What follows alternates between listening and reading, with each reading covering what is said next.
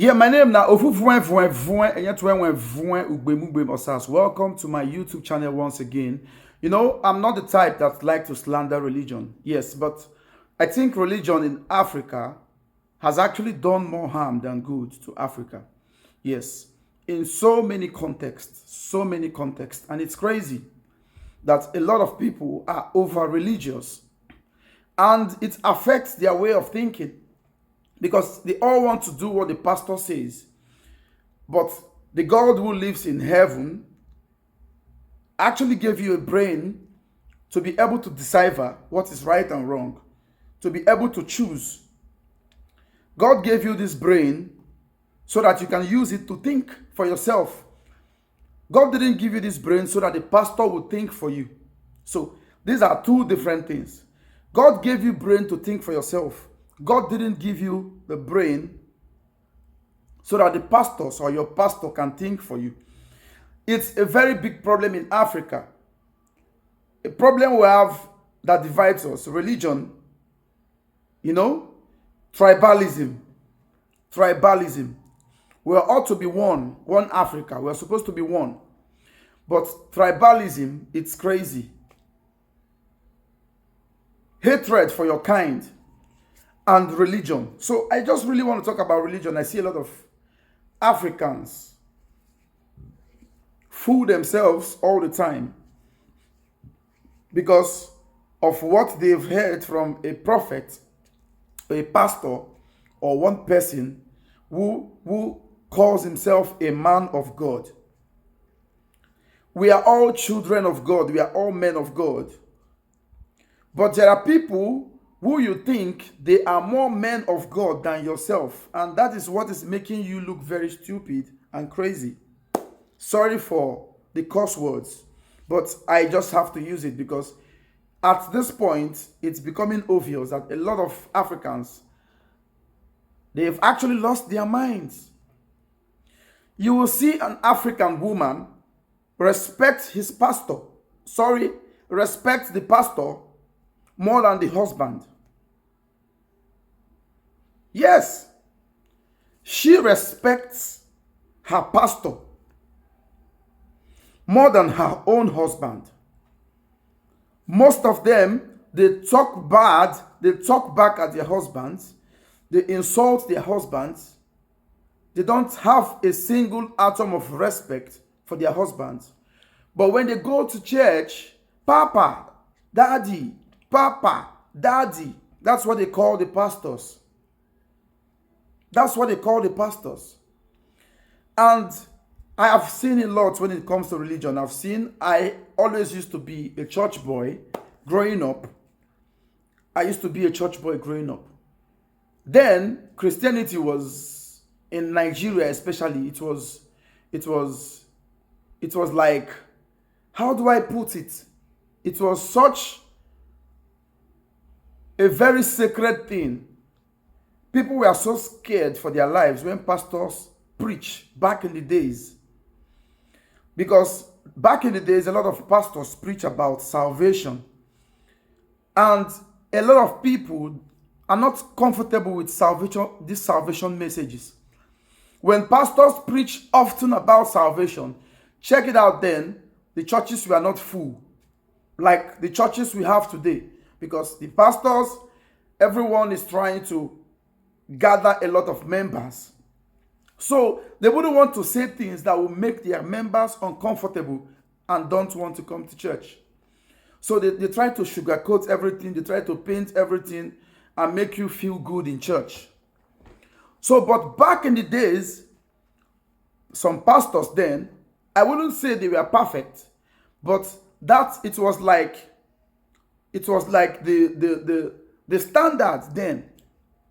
It was like the standard then. Salvation message was all over the place.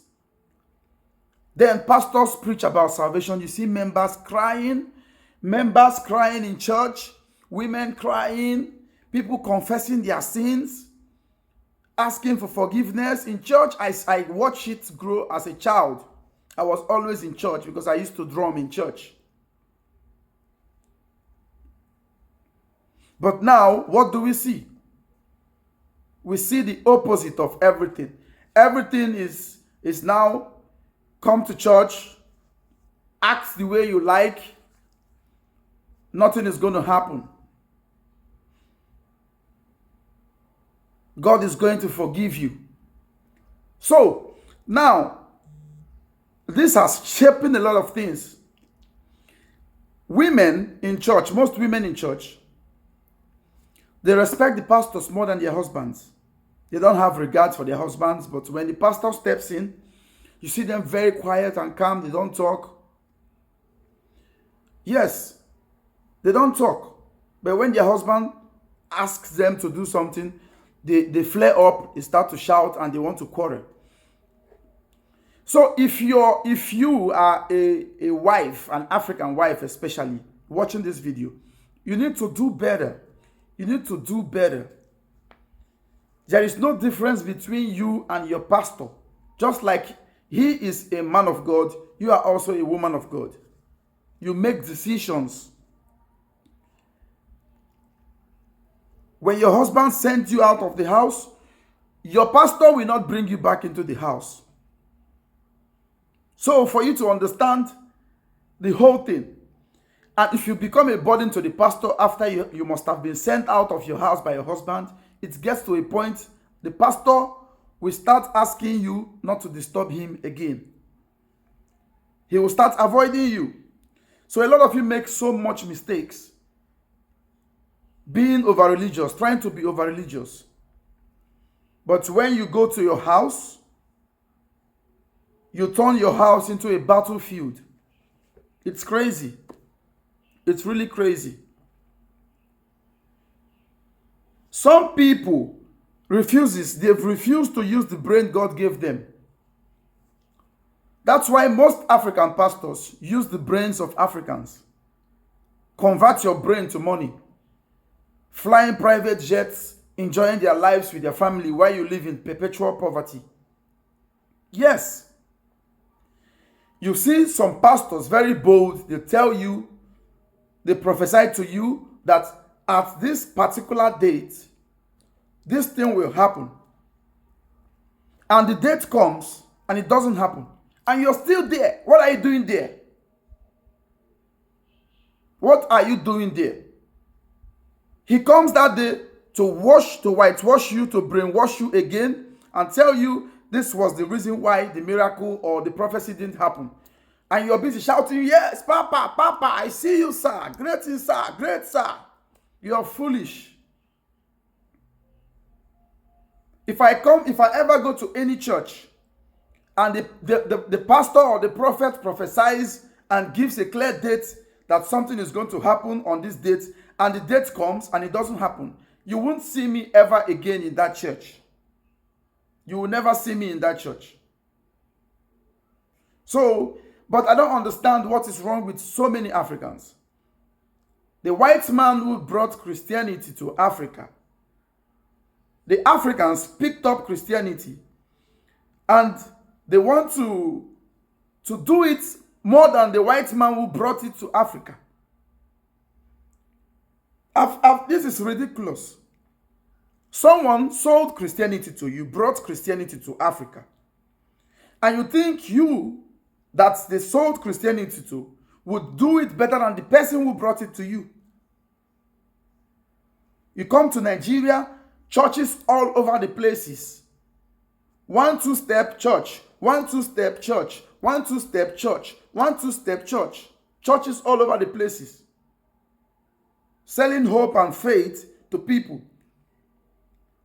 While people live in abject poverty, the pastors are flying private jets, living in mansions,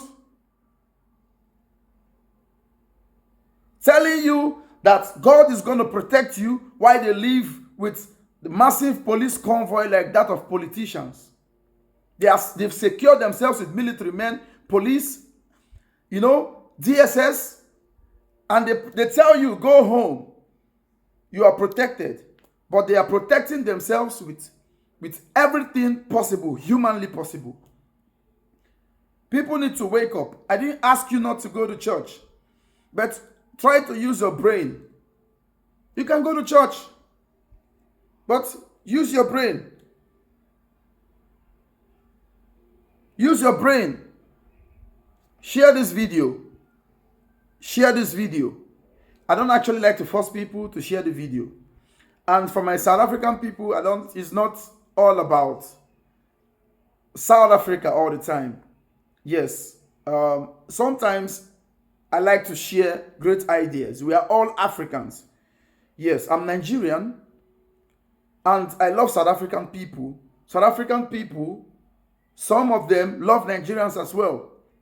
So it's high time we share ideas that we develop and promote Africa and help some of our brothers who have been brainwashed to understand what it's really all about. Share this video. Make sure you're subscribed to this channel. Make sure you click on the notification button. God bless you. See you next time.